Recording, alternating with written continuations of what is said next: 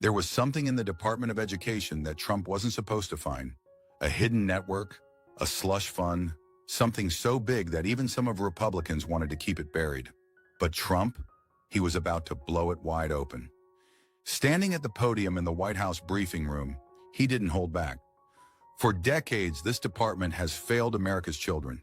We spend more per student than any country in the world, and yet our schools are a disgrace. It's time to shut it down and return power to the states where it belongs. Gasps. Camera shutters clicking. This wasn't just a policy shift. It was an all-out political war. Within hours, Chuck Schumer was on every major news network, his voice shaking with outrage. Trump isn't fixing education. He's trying to destroy it. Public schools are the foundation of the American dream. This is a reckless attack on our children's future. The headlines were brutal. Trump wages war on education. Schumer, Trump gutting schools to fund tax cuts. But behind the public outrage, something else was happening. Trump wasn't just facing the left. He was facing resistance from inside his own party. That night, in a closed-door meeting at the Capitol, a group of Republican senators sat in silence, watching the backlash unfold. These weren't just any Republicans. They were the ones who had been complicit in protecting a system of hidden financial pipelines. Trump wasn't just attacking education. He was cutting off the flow of money. "This is political suicide," Romney muttered, shaking his head. "Do you know what kind of chaos this will create? The grants, the funding channels. States rely on these networks." Murkowski leaned forward. "We could lose moderates. We could lose donors. This isn't just about policy. It's about survival." In 2023 alone, a shocking $78 million from the DOE's Community Equity Fund had been funneled to political consultants tied to Democratic super PACs. Another $45 million had been disguised as curriculum research grants, but ended up funding left-wing legal groups. No oversight, no transparency, until now. When Trump's team started digging, the bureaucrats panicked. That's when the sabotage began. Trump thought he had a Republican majority behind him. But was he really shutting down a failed bureaucracy? Or had he just unearthed something much bigger? Because outside the media's spotlight, something much darker was at play. Lobbyists were making calls. Teachers' unions were cutting deals. Millions of dollars were moving, fast. The Department of Education wasn't just a bureaucratic failure. It was a power structure, and that structure had allies in high places. The unions had money, the lobbyists had influence, and not every Republican was willing to go down fighting for Trump's vision. Over the next 24 hours, the pressure mounted. Behind closed doors, Senate aides whispered about the fallout. Romney and Murkowski, along with Collins and a few other swing votes, were suddenly the most powerful people in Washington.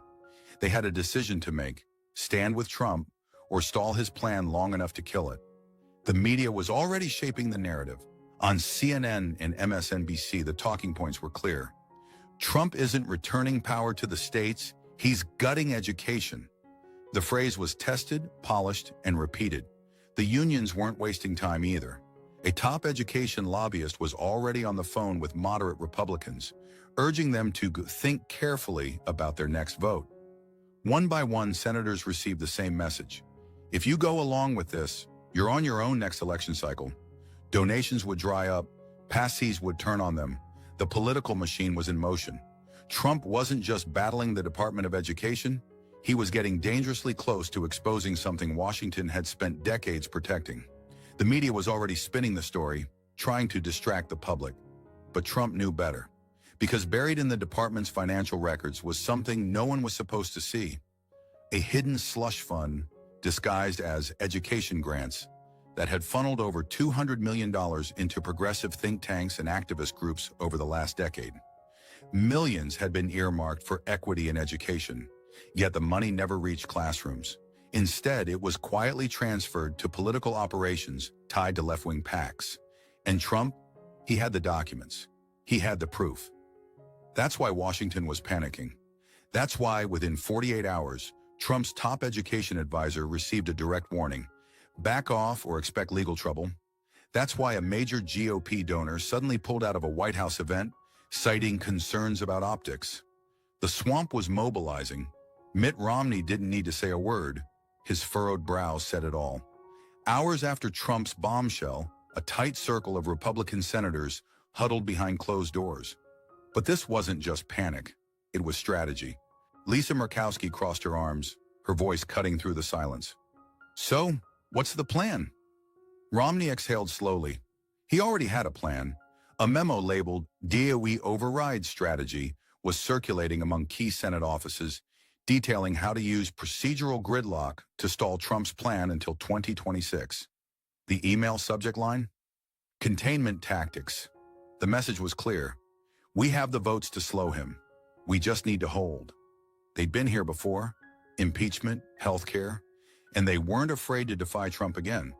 But this time they weren't just stalling, they were actively coordinating to take him down. Publicly, they waved the Republican flag.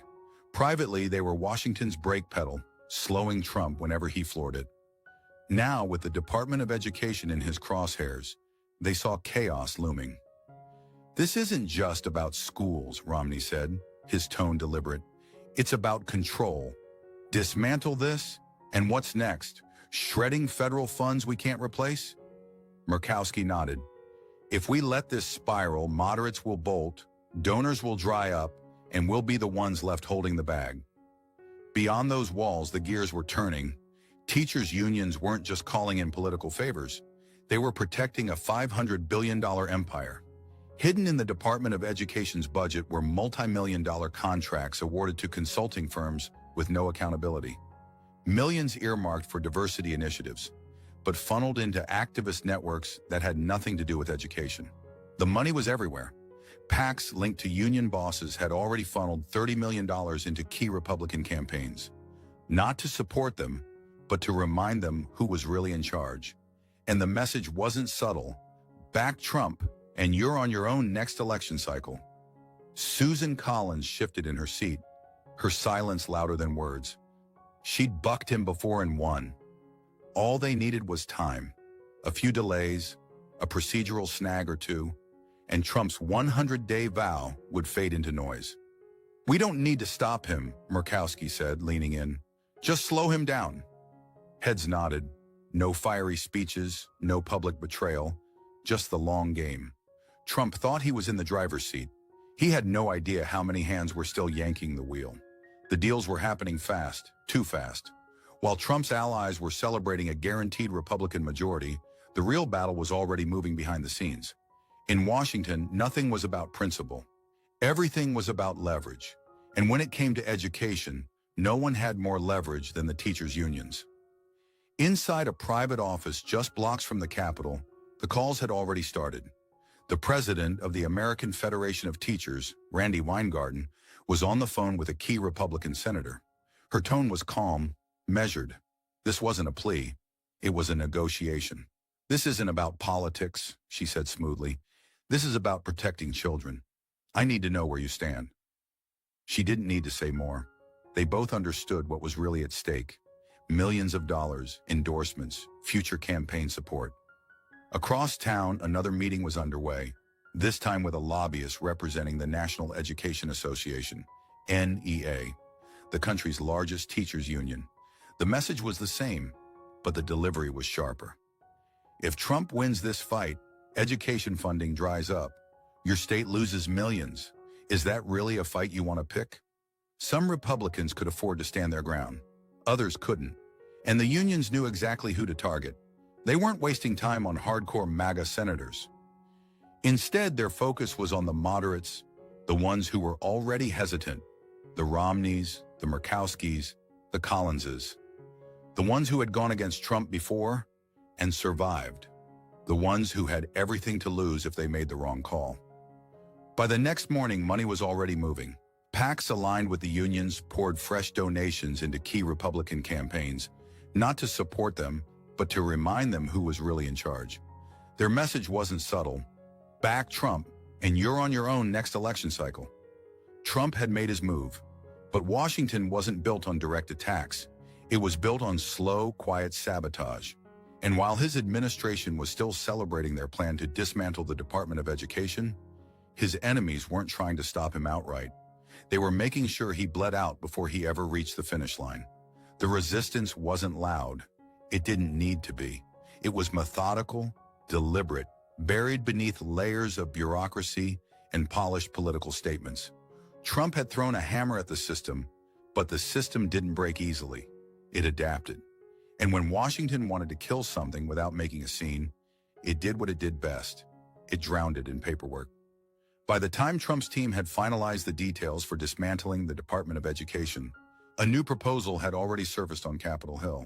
A compromise bill, they called it, crafted by a bipartisan group of senators who claimed they weren't against reform, just against reckless destruction. The timing was too perfect. The language was too smooth. It had been waiting in the shadows, prepared the moment Trump announced his move. Publicly, it was framed as an alternative, a way to modernize education while preserving stability. Privately, it was designed for one reason: to stall Trump's plan long enough for momentum to die. The bill didn't outright block the department's dissolution, but it called for extensive review committees, impact studies, and state-level transition assessments. Bureaucratic quicksand, the kind of legislation that looked reasonable on the surface, but ensured nothing actually changed. Schumer wasted no time throwing his weight behind it. So did Romney. So did Murkowski. This is the responsible way forward, they told the cameras. We support reform, but not chaos. The media ate it up. Headlines shifted. What had once been Trump's bold education plan became Republicans' split over radical education overhaul. And just like that, the focus was no longer on the Department of Education's failures. It was on whether Trump was going too far, too fast. Inside the White House, Trump's inner circle saw the trap immediately. This wasn't about policy, it was about money. A single 6-month delay in dismantling the Department of Education meant another $40 billion in federal contracts could be awarded to insiders. Lobbyists weren't just fighting for policy, they were fighting for billions in taxpayer-funded payouts. Trump knew one thing: if he let this bill gain traction, he wouldn't just lose time, he'd be handing his enemies exactly what they wanted. But Trump wasn't blind to the game.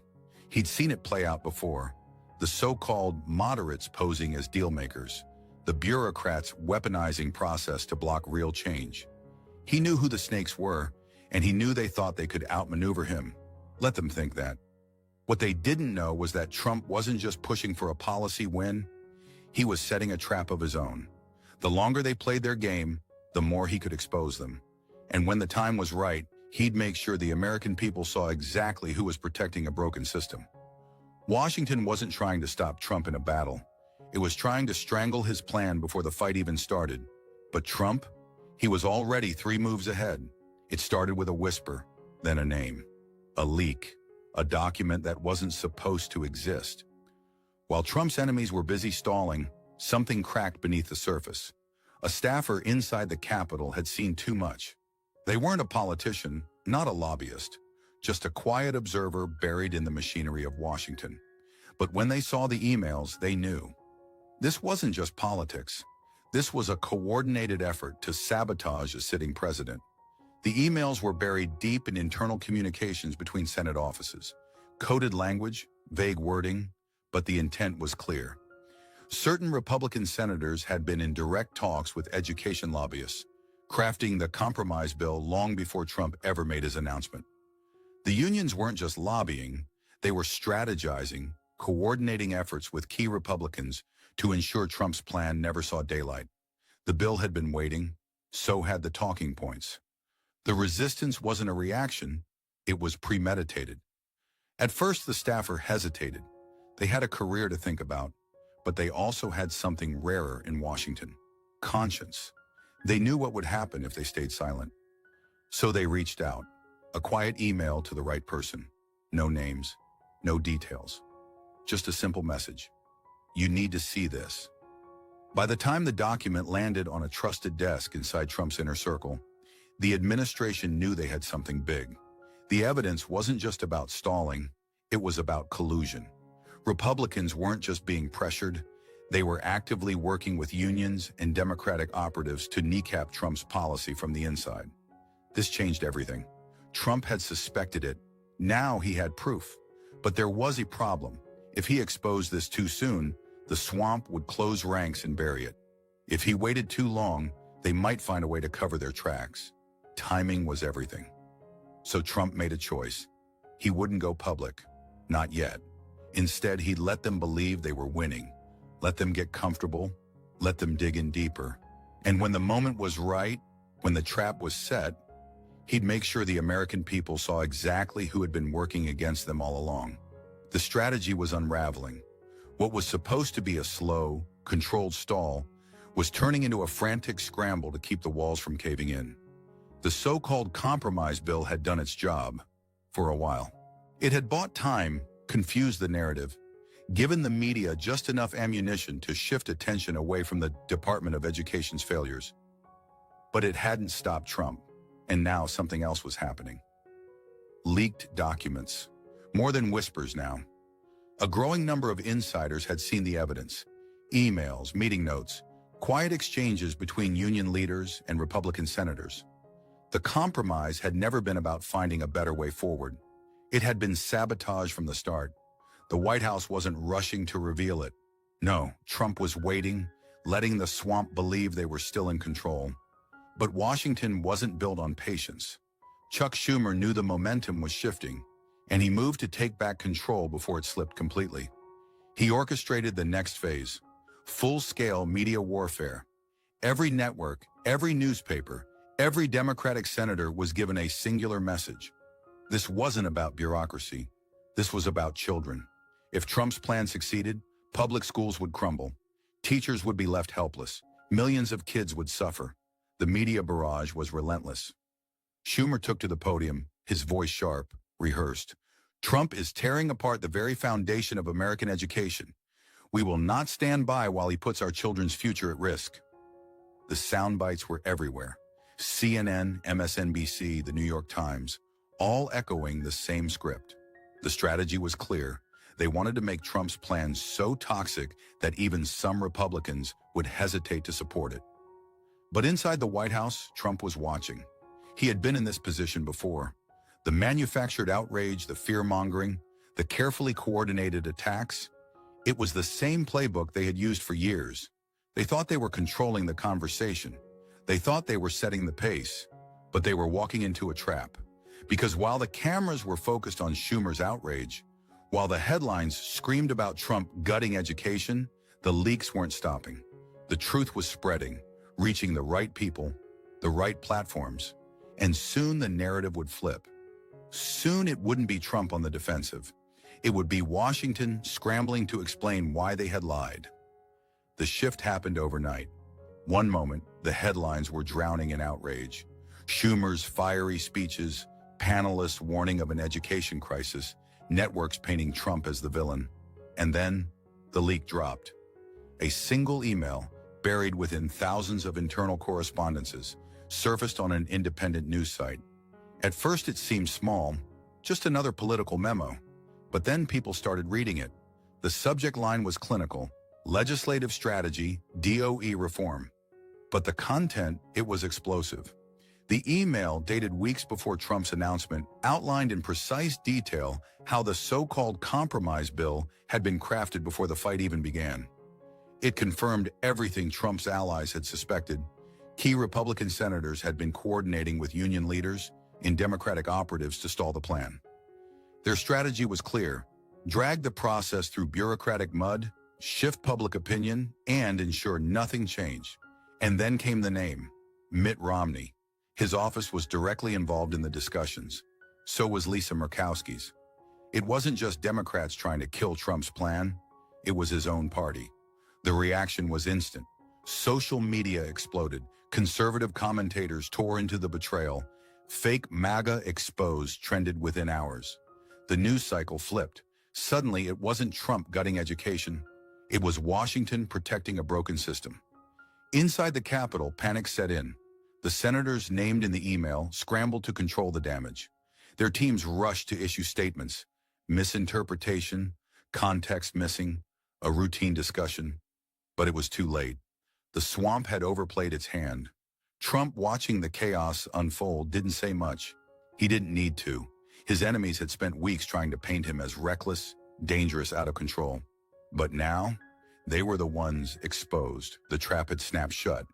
And for the first time since this fight began, Washington realized they weren't dealing with the same Trump from before. The fallout was immediate. Romney and Murkowski tried to spin the leak as a misunderstanding, but no one was buying it. Their carefully crafted talking points collapsed under the weight of cold, hard evidence.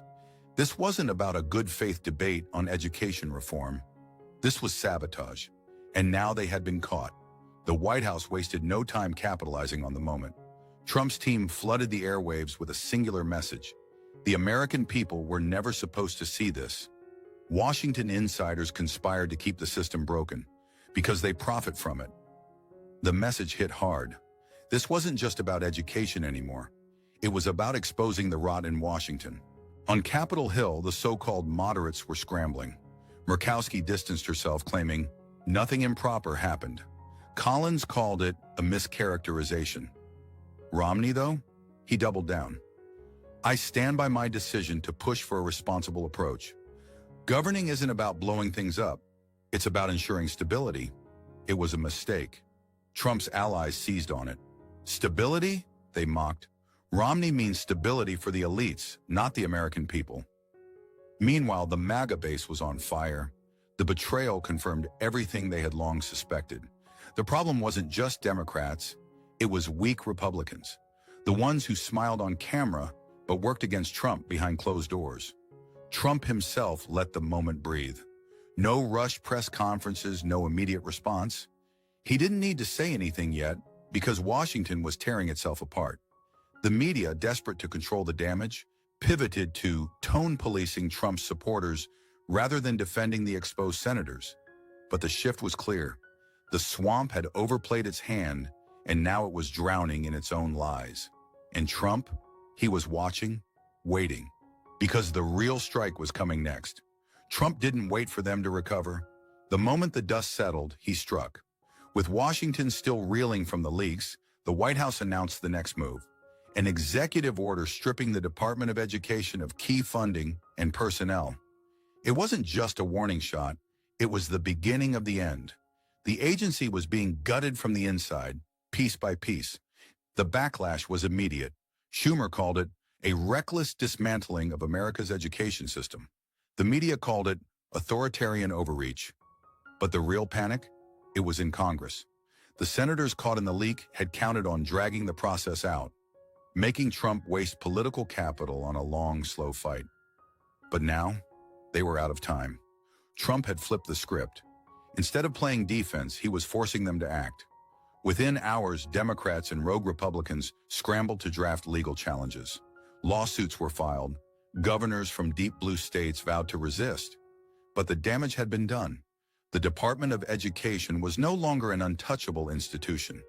It was a wounded animal, bleeding out. At a rally that night, Trump addressed the chaos head-on. He didn't just talk about education. He talked about betrayal. The corrupt establishment didn't just fight me. They fought you. They fought every parent, every child, every hardworking American who wants a better future. And guess what? They lost. The crowd erupted. Behind the scenes, his enemies weren't giving up. They were preparing for one final battle, one last attempt to stop him before it was too late. But the problem? Trump wasn't just fighting to win, he was fighting to finish them. They threw everything they had at him: lawsuits, emergency hearings, media hysteria. Governors from blue states vowed to resist. Education bureaucrats warned of impending disaster. And Schumer stood on the Senate floor, voice trembling with fury. This is beyond reckless. Trump is tearing down a pillar of American society with no plan to replace it. But the truth? The plan was already in motion. While the opposition scrambled to stop him, Trump had already shifted the battlefield. His team was working directly with Republican governors to transfer education control back to the states, bypassing Congress entirely. Texas, Florida, and other strongholds had already lined up their own transition plans, ready to absorb the fallout and prove that America didn't need Washington dictating its schools. The Department of Education wasn't being replaced, it was being rendered obsolete. The lawsuits dragged on, but it didn't matter. The public had already decided. Trump had framed the battle perfectly. It wasn't about policy. It was about power. The swamp had fought to protect itself, not the people, and they had lost. At his next rally, Trump made it clear this wasn't the end.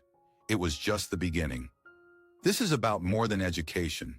It's about draining the swamp once and for all. If they can lie about this, what else have they lied about? The crowd roared. The fight wasn't over. But Washington had been put on notice. The system they built to protect themselves, Trump had just torn a hole straight through it. But this wasn't the end, because the Department of Education was just one piece of the puzzle. The real power, the real money, it wasn't in Washington at all. It was in the hands of billionaires, tech giants, and globalist bankers who had been quietly funding these programs for decades. Trump had cut off one head of the snake, but there were more, and they weren't going down without a fight.